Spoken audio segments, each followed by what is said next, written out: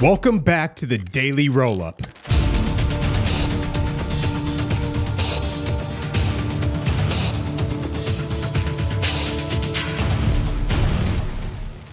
So if you didn't have a good enough reason before, here's a good reason why not to ever point an aim laser or any type of laser at any aircraft, whether it be a helicopter or a fixed-wing aircraft. Apparently on Saturday, September 20th, a man by the name of Jacob Samuel Winkler, who's a 33-year-old resident of Washington, D.C., was arrested near the White House after allegedly aiming a red laser pointer at Marine One, which is the helicopter that the president rides on when he leaves the South Lawn to travel around the country wherever he's going. He aimed it at the helicopter as it was departing from the South Lawn with President Donald Trump aboard. The helicopter was apparently flying at a low altitude towards the Washington Monument at the time, and the act posed a significant risk of flash blindness or disorientation to the pilots, which could have led to collision or loss of control of the aircraft. According to a federal complaint filed by the U.S. Department of Justice, Winkler was observed by a uniformed Secret Service officer acting erratically on the sidewalk along Constitution Avenue, and he was shirtless, talking to himself and walking in a disruptive manner, apparently. When the officer shone a flashlight on him to investigate, Winkler allegedly pointed the laser directly at the officer's face, briefly disorienting him in what appeared to be retaliation. Moments later, as Marine One passed overhead, Winkler turned the beam toward the helicopter,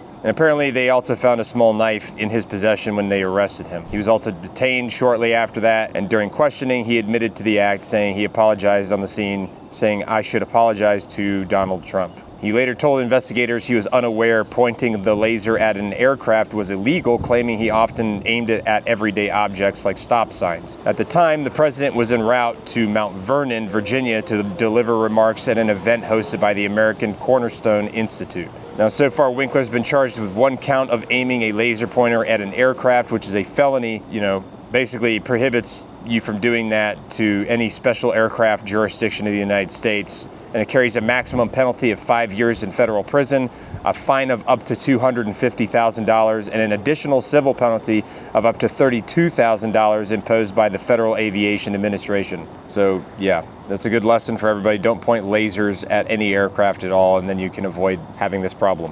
Okay, so if you thought that sword dueling was no longer a thing, it appears to be alive and well in the United Kingdom. Apparently on September 22nd, a video was posted all over the internet of two men that were essentially dueling it out with blades. One guy had what looks like a scimitar of some kind, and the other guy had a knife. Both of them were dressed in like dark tracksuits and hoodies. The footage was about 15 seconds long, was recorded on a cell phone from somebody in the local area, and obviously you've probably seen all the videos coming out of the United Kingdom in regards to immigration discussions and things like that. Some people were questioning the background of the guys, whether or not they were from the UK or whether they were from some other country in the Middle East or something like that. I'm not going to speculate on that, but there's a lot of people that are like hardline immigration hardliners that are just like, yo, we didn't used to have this problem, and this is quickly becoming a common thing, having medieval duels in the street. So there's definitely a concern about crime in the UK, and a lot of people have been talking about it for a while now, and there's been a lot of protests going on about it. But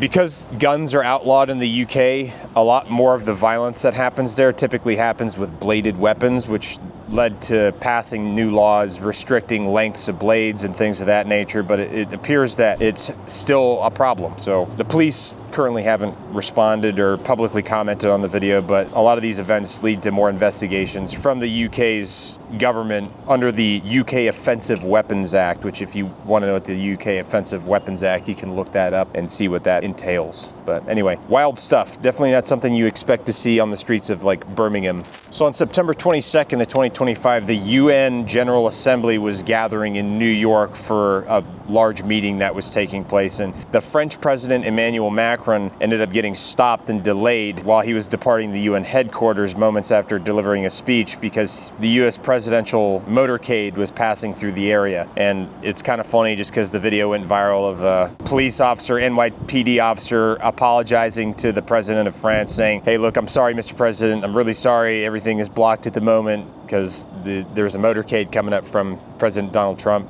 And then when this happened, the president of France, Macron, called President Donald Trump and said, "How are you? Guess what? I'm waiting in the street right now because everything is blocked for you." Sorry, I'm the president. I'm really sorry. It's just that everything's frozen right now.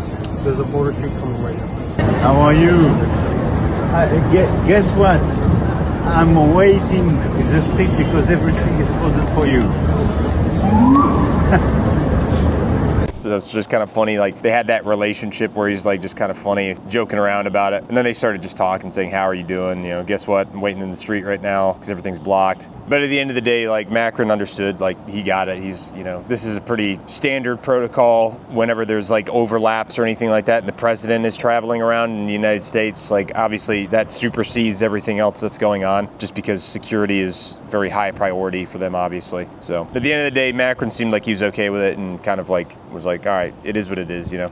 So the Islamic Revolutionary Guard Corps recently released footage of a missile test, like an exercise that they conducted recently, though there's no timeline specifically stamped on it. And it's tough to say when it was actually recorded because it could have been previously done. It could have been an old exercise. It could have been a new one. But the footage was released on September 22nd, 2025, went all over the place, of course, depicting missile launches and things like that. It showed specifically 2 advanced solid fuel medium range ballistic missiles, one named Haj Qassem, which was named after the slain Iranian Revolutionary Guard Corps Quds Force commander Qasem Soleimani, which reportedly that missile has a range of up to 1,400 kilometers with a precision guidance system, optical thermal imaging, and can carry a 500-kilogram warhead that's designed for rapid deployment from mobile platforms to evade detection. Another one was the Khyber Sheikhan, which is a versatile road mobile MRBM with a similar range of 1,450 kilometers and is known for high maneuverability during flight to counter missile defenses. Now, these missiles are part of Iran's Fateh family of precision-guided systems to emphasize survivability through mobility and salvo firing to overwhelm defenses. This was filmed in a big, vast, sandy expanse with sparse vegetation and lots of mountains in the background. Obviously, Iran's got a lot of big mountains in it. For those of you that don't know, it used to be a popular ski location back before the Iranian Revolution, and people used to travel there to go skiing and stuff back in the day. So they've got a lot of mountains. The clip was about 28 seconds long, was just like a professional montage of military videography that was likely produced by the Iranian Revolutionary Guard Corps with, you know, Persian text overlaid on it, force logos like Missile Group Hajj, and then had like a voiceover, you know, talking about what was going on. So it's kind of interesting that they decided to release it. I mean, you know, this is one of the things they do. They just release footage like this every so often just for posturing sake a lot of the time. I would say most of the time it's for posturing. All right, so on September 18th, ABC suspended Jimmy Kimmel's show indefinitely after some comments that he made. He made a joke on his live show about the president and about Charlie Kirk on his show, and you can decide how you feel about that. It sparked a lot of debates about free speech and freedom of expression and things like that. He wasn't endorsing violence or anything like that, so there's been a lot of people on both sides of the fence, some people arguing for it, some people arguing against it. I'm not gonna like try to make a case for it. You guys can decide that for yourself.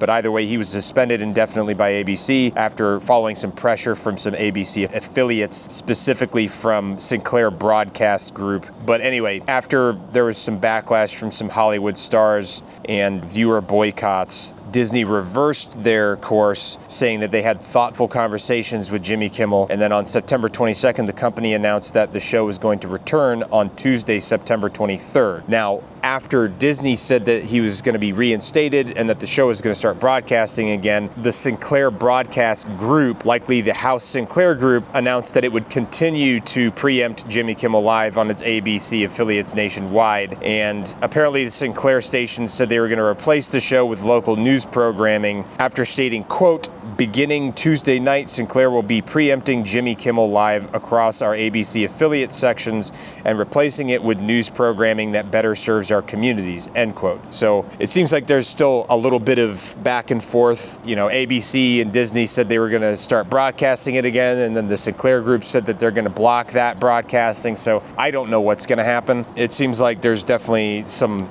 tumultuous infighting going on with the broadcasters and with the platforms that host the shows and stuff like that. So we'll see if it gets through. We'll see how it works out. But obviously there's a lot of people that feel very strongly for it, and there's a lot of people that feel very strongly against it. So I'll let you decide how you feel about it. Obviously, I don't try to press my opinions upon people. I want you to make your own decision. So you can decide how you feel about it. So on September 22nd of 2025, U.S. President Donald Trump arrived in New York aboard Marine One, which is the presidential helicopter that's operated by the HMX-1 Helicopter Squadron 1 out of Quantico, Virginia. And they touched down at downtown Manhattan heliport after the president had first landed at John F. Kennedy International Airport via Air Force One earlier that day. Now, obviously, massive heightened security protocols, Coast Guard vessels patrolling nearby waters, and then he had a brief motorcade escort to his accommodations in the city. He's visiting the city of New York because there's the 80th session of the United Nations General Assembly, which is kicking off this week at the UN headquarters in Midtown Manhattan. He's also scheduled to address or deliver his address to the General Assembly on the morning of September 24th, 2025, which is his first speech there since his re-election in 2024. There's going to be a lot of issues that they're going to be covering, including U.S. foreign policy priorities, the ongoing situations in Gaza and Ukraine, advancements in the Middle East, diplomacy under his administration, and there's going to be a lot of other things being discussed. And this is also the first time that the newly elected president, or the new president of Syria, will be President Ahmed al-Shara. So it's going to be